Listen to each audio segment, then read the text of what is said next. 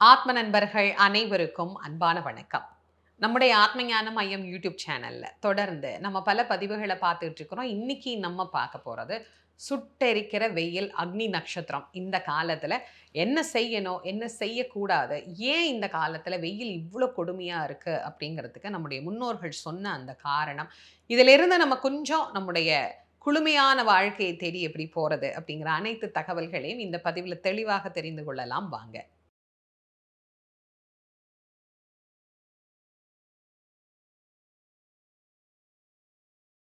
ஒவ்வொரு ஆண்டும் அக்னி நட்சத்திரம் ஆரம்பிக்கிற போதே நம்ம அதுக்கான ஒரு பதிவு குடுத்துர்றோம். என்ன செய்யணும், என்ன செய்யக்கூடாதுங்கிறத பல வருஷமா நான் உங்களுக்கு சொல்லிட்டு தான் இருக்கேன்.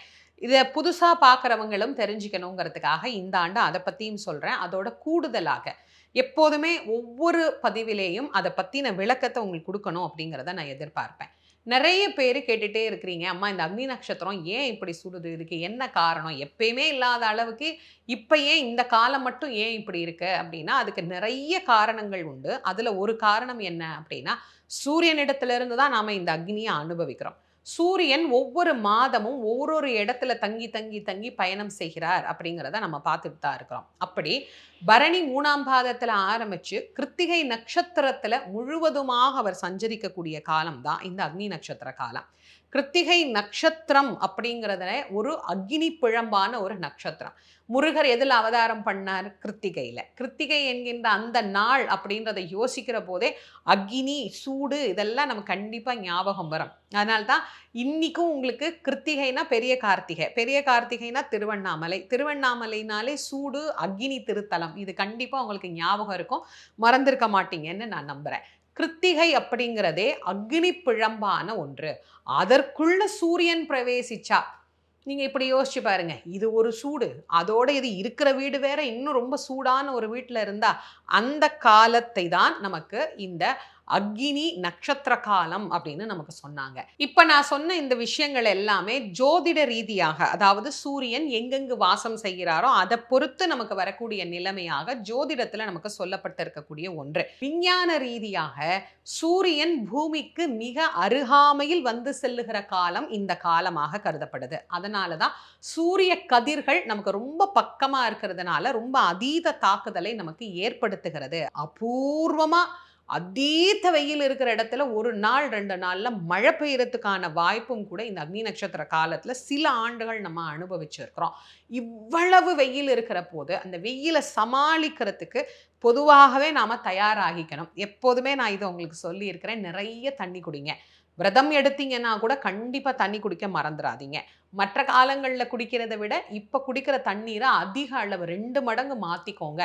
ஏசி ரூம்லயே உட்கார்ந்திருந்தோம்னா, கண்டிப்பா நமக்கு தண்ணி தாகமே இருக்காது. உடம்புல இருந்து கழிவு வெளியேறவே ஏறாது. அதனால கொஞ்ச நேரம் ஏசிய பயன்படுத்துங்க. கொஞ்ச நேரம் ஆஃப் பண்ணுங்க. உடம்புல கொஞ்சம் வேர்வை வர விடுங்க. தாகம் வர விடுங்க. நெறைய தண்ணி குடிங்க. மோர் குடிங்க. இளநீ குடிங்க. நீர் காய்கறிகள்னு சொல்றாங்கல்ல, அதெல்லாம் உங்களுடைய உணவுல சேர்த்துக்கோங்க. நல்ல குளுமையான சாப்பாடு, பழைய சாதம், கூழு இதெல்லாம் இந்த காலத்துல நல்லா சாப்பிடுங்க. ஒத்துக்கிறவங்க. எனக்கு இதெல்லாம் ஒத்துக்காதுங்கம்மா, சைனஸ் பிரச்சனை இருக்குங்கிறவங்க, எப்போதும் நீங்க என்ன எடுத்துக்குவீங்களோ அதே எடுத்துக்கோங்க. வெளியில தேவையில்லாம போறத தவிர்த்துக்கோங்க. தேவைன்னா மட்டும் வெளிய போங்க. கொடை பயன்படுத்திக்கோங்க.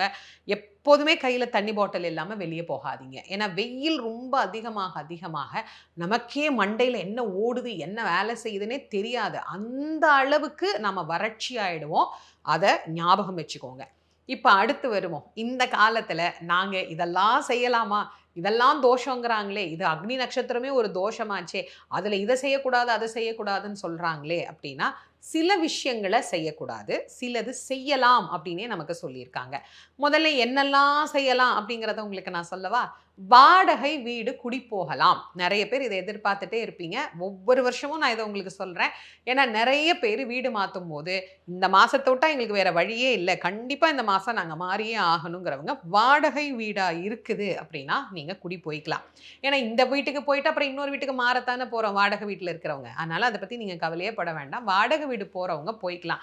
தவிர்க்க முடியுமா எங்களால? கண்டிப்பா இந்த மாசம் போணும்னு அவசியம் இல்லன்னு நினைக்கிறவங்க அத விட்டுடுங்க. அடுத்த மாசம் போய்க்கலாம். கல்யாண வேலைகள் எதுவாக இருந்தாலும் செய்யலாம். நெறைய பேரு இந்த காலத்துல அத யோசிப்பாங்க. நீங்க கல்யாணம் பேச ஆரம்பிக்கிறீங்க, பூ வைக்கிறீங்க, நிச்சயதார்த்தம் பண்றீங்க. கல்யாணத்துக்கு வேண்டின எந்த வேலையாக இருந்தாலும் இந்த மாதத்தில், இந்த காலத்தில் தாராளமாக நீங்கள் செய்து கொள்ளலாம்.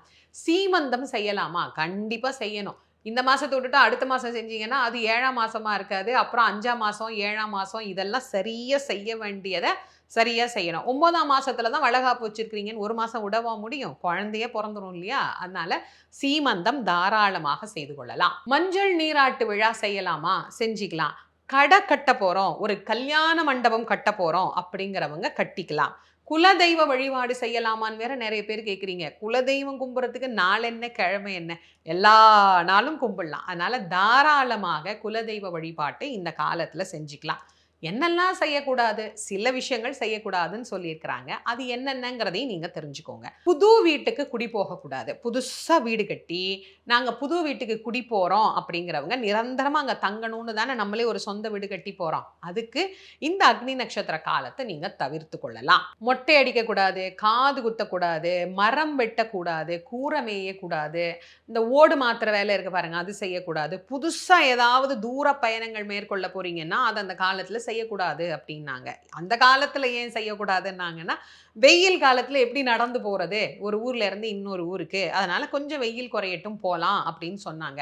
இப்பதான் எனக்கு விசா கிடைச்சிருக்கு. இப்பதான் எனக்கு பர்மிட் கிடைச்சிருக்கு. இப்பதான் நான் ஒரு யுனிவர்சிட்டிக்கு போறேன். வெளிநாட்டுல படிக்க போறேன் அப்படிங்கிறவங்க எல்லாம் அத பத்தி யோசிக்காதீங்க. குல தெய்வத்தையும், இஷ்ட தெய்வத்தையும் வணங்கிட்டு நீங்க போகலாம். வேற வேலையே எங்களுக்கு கிடையாதும்மா. சும்மா தான் நாங்க இதெல்லாம் பண்ண போறோங்கிறவங்க கொஞ்ச நாள் பொறுத்து இருந்துட்டு அப்புறமா இத நீங்க செய்து கொள்ளலாம். இதுல உயிர்ப்புத்தன்மை ஒரு செடிய நட்டு வச்சீங்கன்னா, அது இந்த வெயில் காலத்துல வளர்க்கறது ரொம்ப கஷ்டம். அதனால விதை விதைக்கிறதோ, மரத்த வெட்டவே கூடாது. ஏன்னா மரம் தான் நமக்கு கொஞ்சமாவது இந்த காலத்துல நல்ல நிழல் தந்து, காற்று தந்து உதவுது. அதனால மரம் வெட்டக்கூடாது. இப்படி வாழ்வியல் முறையோடு சேர்ந்த சில விஷயங்கள தான் இந்த காலத்துல நமக்கு வச்சாங்க. இது யார் யாருக்கு சாத்தியமா இருக்கோ, அவங்க இத கடைபிடிச்சுக்கலாம். அப்படி இல்லங்கிறவங்க, அதுக்கு தேவை ஏதாவது இருக்கு, கண்டிப்பா செய்யணும்னா செய்யுங்க. நான் ஆரம்பத்துல சொன்னேன், சின்ன எளிமையான வழிபாடு பண்ணிக்கோங்க அப்படின்னு. அதுல என்ன செய்யலாம் அப்படின்னா, நம்ம ஏதோ ஒரு விஷயம் செய்ய போறோம். இந்த கல்யாண வேலைய ஆரம்பிக்க போறோம். சீமந்த வேலைய ஆரம்பிக்க போறோம்னா, நம்ம இஷ்ட தெய்வத்துக்கோ, குல தெய்வத்துக்கோ நல்ல குளிர அபிஷேகம் பண்ணுங்க. அது ரொம்ப ரொம்ப நல்லது. பொதுவா இந்த காலத்துல சிவன் கோயிலுக்கு அபிஷேக பொருட்கள் வாங்கி குடுக்குறது ரொம்ப ரொம்ப நன்மையை தரும்.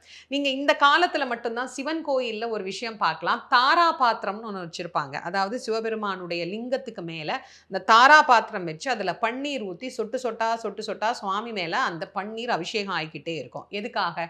உலக உயிர்களெல்லாம் குளுமையாக இருக்கணுங்கிறதுக்காக, சிவனை குளிர்வித்தால் உலகமே குளிர்வடையும். அதுக்கு உங்களுக்கு வாய்ப்பு இருக்கு. உங்க ஊர் சிவன் கோயில்ல அது வச்சிருக்கிறாங்க அப்படின்னா, நீங்க அதுக்கு பன்னீர் வாங்கி குடுக்கலாம். அபிஷேகத்துக்கு இளநீர் வாங்கி குடுக்கலாம். பன்னீர், இளநீர், தயிரு, பாலு இந்த மாரி குளுமையான பொருட்கள் இந்த காலத்துல வர்ற வழிபாடு காலத்துல சிவபெருமானுக்கு நீங்க அபிஷேக பொருட்களாக வாங்கி குடுக்கறது ரொம்ப ரொம்ப விசேஷமானது. இது இல்லாம எப்போதும் நான் சொல்றது தான், விலங்குகளுக்கும், பறவைகளுக்கும் தண்ணி வைக்கிற வழக்கம் இருக்குதுன்னா வைங்க. ஏன்னா, நமக்கே தண்ணி கிடைக்காம கஷ்டப்படுற காலத்துல இந்த விலங்குகள், பறவைகள்லாம் ரொம்ப பாவம் தள்ளாடும், சிரமப்படும். அதுக்கு வாய்ப்பு இருக்குதுங்கிறவங்க அத தாராளமா செய்யுங்க. சரிம்மா இவ்ளோ சொல்றீங்களேம்மா, இது என்னைக்கு வருது? எதுவரைக்கும் இதெல்லாம் நாங்க கடைப்பிடிக்கணும் அப்படிங்கிறத தெரிஞ்சுக்கணும் இல்லையா? மே மாதம் 4ஆம் தேதி முதல் மே மாதம் 28ஆம் தேதி வரைக்கும் இந்த அக்னி நட்சத்திர காலம். இந்த அக்னி நட்சத்திரம் 28ஓட நிவர்த்தி ஆயிரும். அதற்கு பிறகு இந்த கட்டுப்பாடுகள், நிபந்தனைகள்லாம் எதுவுமே கிடையாது. அதுக்கப்புறம் நீங்க என்ன விஷயம் வேணாலும் தாராளமா செஞ்சுக்கலாம். இந்த பதிவு யாருக்கெல்லாம் தேவைப்படும்னு நினைக்கிறீங்களோ, கண்டிப்பா அவங்க எல்லாருக்குமே நீங்க பகிர்ந்து கொள்ளுங்க. சில வீட்ல கல்யாண வேலை ஆரம்பிக்கணும்னு நினைச்சிருப்பாங்க. ஆனா, அவங்களுக்கு ஒரு யோசனையா இருக்கும். அவங்களுக்கு அனுப்புங்க. என்ன செய்யணும், என்ன செய்யக்கூடாதுன்னு பொதுவாவே எல்லாரும் இந்த பதிவ பார்த்து தெளிவடைந்து கொள்ளலாம். நம்முடைய ஆத்ம ஞானமயம் யூடியூப் சேனல இதுவரைக்கும் நீங்க சப்ஸ்கிரைப் பண்ணலைன்னா பண்ணிக்கோங்க. மீண்டும் மற்றும் ஒரு சிறப்பான பதிவில் உங்கள் அனைவரையும் சந்திக்கும் வரை உங்கள் அனைவருக்கும் நன்றியும் வணக்கமும் கூறி விடைபெறுவது திருமுருக வள்ளல் வாரியார் சுவாமிகளின் மாணவி தேசமங்கேற்கரசி. நன்றி, வணக்கம்.